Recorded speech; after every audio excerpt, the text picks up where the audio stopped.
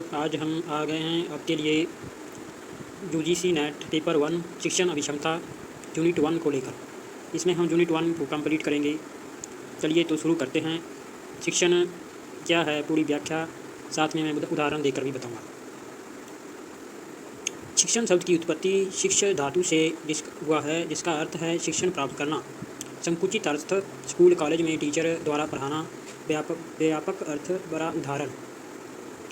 पूरे संसार में हम किसी से भी कुछ भी सीखते हैं, चाहे वो बुजुर्ग हो, बड़ा हो, औरत हो, बच्चा हो या फिर प्रकृति ही क्यों ना हो। जैसे सूरज और चांद समय पर निकलते हैं और समय पर छिप जाते हैं, तो वे हमें समय का पाबंद रहने की शिक्षा दे रहे होते हैं।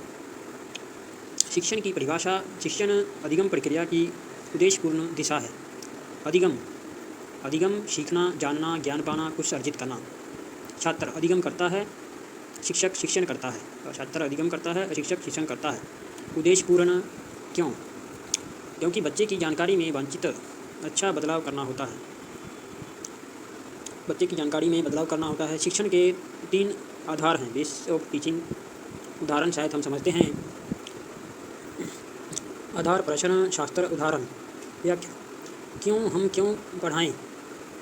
दर्शन शास्त्र जैसे बौद्ध दर्शन कहता है मनुष्य का जीवन दुखों का घर है, क्योंकि उसकी इच्छाएं हैं।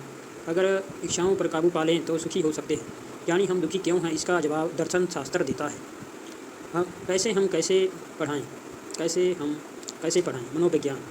मान लीजिए आपके पास रस्सी के 2 टुकड़े हैं और आप उन्हें एक करना चाहते हैं, तो आप अपनी बौद्धिक कौशल से उसमें गांठ लगा देंगे और दोनों को एक हो जाएंगे। यानी कैसे करें, ये मनोविज्ञान बताता है। क्या पढ़ाएं? समाजशास्त्र। मनुष्य एक सामाजिक प्राणी है। अच्छे वांछित नियम हैं, उन्हें अपनाना है और बुरे वांछित नियमों से दूर रहना है, वह समाजशास्त्र बताता है। शिक्षण के दार्शनिक आधार बड़े उदाहरण शायद आदर्शवाद। उदाहरण किसी महात्मा या महापुरुष जैसे राम कृष्ण का आदर्श स्थापित करके बच्चों को उनके जैसा बनने को कहा जाता है। इसमें संसार में सत्यम शिवम सुंदरम की स्थापना होती है और नैतिकता आती है। ये था आदर्शवाद। प्रकृतिवाद। उदाहरण मान लीजिए एक बच्चा पेड़ पर चल रहा है, तो उसे चढ़ने दो, मत रोको। जब वह गिरेगा और उसे चोट लगेगी तो उसे खुद समझ आ जाएगा कि पेड़ पर चढ़ना खतरनाक है। यानी प्रकृति शिक्षक है, कोई मनुष्य नहीं। प्रयोजनवाद। प्रवर्तक जॉन डेवी। उदाहरण जब आप लैब में जाकर कोई प्रयोग एक्सपेरिमेंट करते हैं तो आप करके सीखते हैं, या जब आप मित्रों से बात करते हैं तो व्यवहारिक दिखते होते हैं। यानी क्रियाशीलता और व्यावहारिकता पर बल दिया जाता है। अस्तित्ववाद। प्रवर्तक क्रियाकार्ड। उदाहरण मेरा अस्तित्व है इसलिए मैं ऐसा सोचता हूँ। यानी मनुष्य को व्यक्तिगत रूप से श्रेष्ठ माना गया है। योग दर्शन। भारतीय दर्शन प्रवर्तक पतंजलि। 8 अंग यम नियम शासन प्राणायाम प्रत्याहार धारणा ध्यान समाधि, ये 8 अंग हैं। शिक्षण के 17 लेवल्स ऑफ टीचिंग उदाहरण शायद 17 प्रवर्तक उदाहरण व्याख्या। स्मृति स्तर हार्वर्ड जैसे प्रश्नों को रटकर याद करना बिना समझे, इसे स्मृति स्तर कहते हैं। अबोध स्तर मॉरिसन जैसे लघु उत्तरीय शॉर्ट आंसर, प्रश्न सवाल को समझकर जवाब देना। चिंतन स्तर हंट जैसे निबंधात्मक ऐसे टाइप प्रश्न तर्क और विचारों के आधार पर उत्तर लिखना। शिक्षण अनुदेश और अधिगम शब्द प्लस अर्थ। शिक्षण एक पीढ़ी से दूसरी पीढ़ी को ज्ञान का हस्तांतरण ट्रांसफ़र करना। अनुदेश शिक्षक और छात्र के बीच आपसी बातचीत इंटरेक्शन होना। अधिगम बच्चा अपनी जानकारी से वांछित बदलाव करता है, यानी कुछ नया सीखता है। सबसे ज़रूरी बात उदाहरण शिक्षण विज्ञान भी है और कला भी है। विज्ञान क्यों? क्योंकि इसमें वैश्विक ज्ञान है और भविष्यवाणी कर सकते हैं। कला क्यों? जैसे कोई किसान पहले ही अनुमान लगा लेता है कि सावन में बारिश होगी, इसलिए वह बाजरे में पानी नहीं देता, यानी वह भविष्यवाणी कर लेता है। यानी विज्ञान है, यही विज्ञान है। शिक्षण के सूत्र। हर सूत्र पर उदाहरण। सूत्र उदाहरणों व्याख्या। सरल से जटिल। बच्चों को क ख ग आता है तो उसे कमल शब्द सिखाओ, पहले आसान फिर मुश्किल। ज्ञात से अज्ञात, जो बच्चा पहले इसे जानता है उसी के आधार पर नई चीज़ें बताओ। मूर्त से अमूर्त, जो चीज़ बच्चा सामने देख सकता है, जैसे किताब पेन, उससे शुरू करो, फिर उन चीज़ों के बारे में बताओ जो वह नहीं देख सकता, जैसे हवा, भगवान। उदाहरण के साथ पूर्ण से अंश, जैसे पूर्ण से अंश, जैसे हम पहले पूरे पेड़ को देखते हैं, फिर उसके तने, पत्ते, फूल, फल। यह गेस्टाल्ट का नियम है, पहले पूरी चीज़ फिर भाग। इंद्रियों का परीक्षण, हमारी 5 इंद्रियाँ, आँख, कान, नाक, कान, त्वचा, जीभ, इन्हीं के जरिए हम ज्ञान हमारे अंदर चाहता है। सीखने में इन्हें सक्रिय करना चाहिए। प्रवर्तक मॉन्टेसरी और फॉवेल। प्रकृति का उदाहरण, प्रकृति वातावरण में बच्चों को शिक्षा देना चाहिए। यह विचार रविंद्रनाथ टैगोर का भी था। प्रकृति का अनुसरण, प्राकृतिक वातावरण में बच्चों को शिक्षा देनी चाहिए। यह विचार रविंद्रनाथ टैगोर का था। अधिगम श्रवण के 4 प्रकार। उदाहरण व्याख्या। सक्रिय श्रवण, जब आप कोई वीडियो ध्यान से सुनते हैं तो यह सक्रिय श्रवण है। समानुभूति, एक दूसरे के साथ बातें साझा करना, आपस में संवाद करना। मूल्यांकनात्मक बात, वक्ता कितना सही बोल रहा है, कितना गलत, ये जांचना मूल्यांकन। सराहनात्मक, अगर किसी ने अच्छी बात बताई तो उसका धन्यवाद करना, थैंक यू कहना। रचनावादी दृष्टिकोण। उदाहरण। संलग्न, बच्चों की पढ़ाई में रुचि जागना, उसे किसी तरह पढ़ाई से जोड़ना।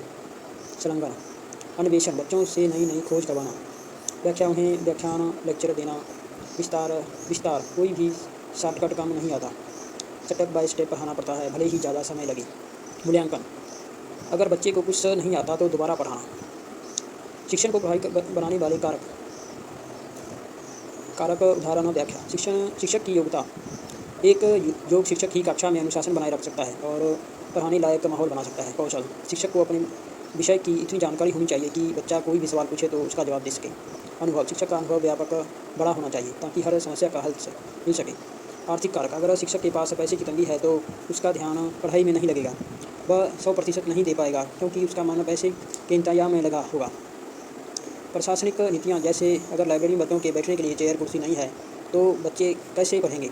मतलब प्रशासन मैनेजमेंट की नीतियाँ शिक्षा के अनुकूल होनी चाहिए, प्रतिकूल नहीं। माता पिता की आकांक्षाएँ, अगर माँ बाप बच्चे पर बर्डन डाले, तुझे डॉक्टर बनना है, इंजीनियर ही बनना है, तो बच्चा अंदर कुंठित, फ्रस्ट्रेटेड हो जाता है, जो सीखने को बुरी तरह प्रभावित करता है।